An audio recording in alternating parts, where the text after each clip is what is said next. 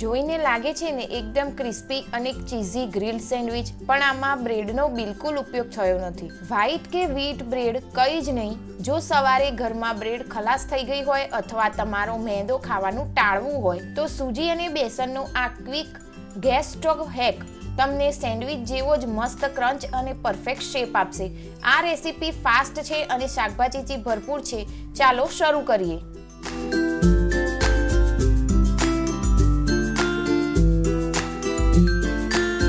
Bread વગરનો base બનાવવા માટે કેપ્સિકમ અને ડુંગળીને ઝીણી સમારી લઈશું.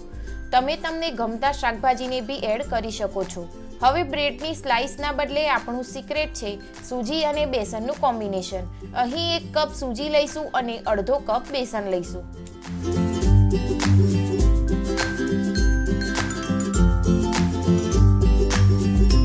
સૂજી આને લાંબા સમય સુધી ક્રિસ્પી રાખશે, જ્યારે બેસન આને મસ્ત બાઇન્ડિંગ અને રીચ ટેસ્ટ આપશે. મિશ્રણને એક્ટિવેટ કરવા અને હલકો ખાટો ટેસ્ટ આપવા માટે આપણે તેમાં ફ્રેશ દહીં ઉમેરીશું. આગળ હું તમને આને ચોટ્યા વગર કેવી રીતે શેકવું એ કહીશ, પણ એ પહેલાં ફ્લેવરની વાત કરીએ. આને બોરિંગ નથી બનાવવાનું. આપણે આમાં તીખો શેઝવાન સોસ અને બેલેન્સ કરવા માટે સ્વીટ ટોમેટો કેચઅપ ઉમેરીશું. સાથે પિઝા જેવી સુગંધ માટે થોડો ઓરિગેનો નાખીશું. હવે સૌથી મોટું સિક્રેટ ટિપ્સ, ચીઝને વચ્ચે લેયર નથી કરવાનું. ચીઝને સીધું જ આ કાચા બેટરમાં છીણી લો અને મિક્સ કરી લો. જ્યારે આ શેકાશે ત્યારે ચીઝ આખા બેટરમાં એક સરખું ઓગળી જશે અને દરેક બાઇટમાં ચીઝી ટેસ્ટ આવશે. બેટરને બરાબર મિક્સ કરી દો. જરૂર પડે તો તેમાં થોડું પાણી એડ કરી શકો છો.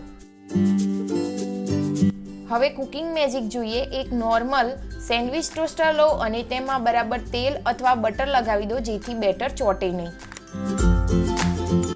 હવે આ ઘટ્ટ બેટરને ટોસ્ટરમાં સરસ રીતે ભરી દો.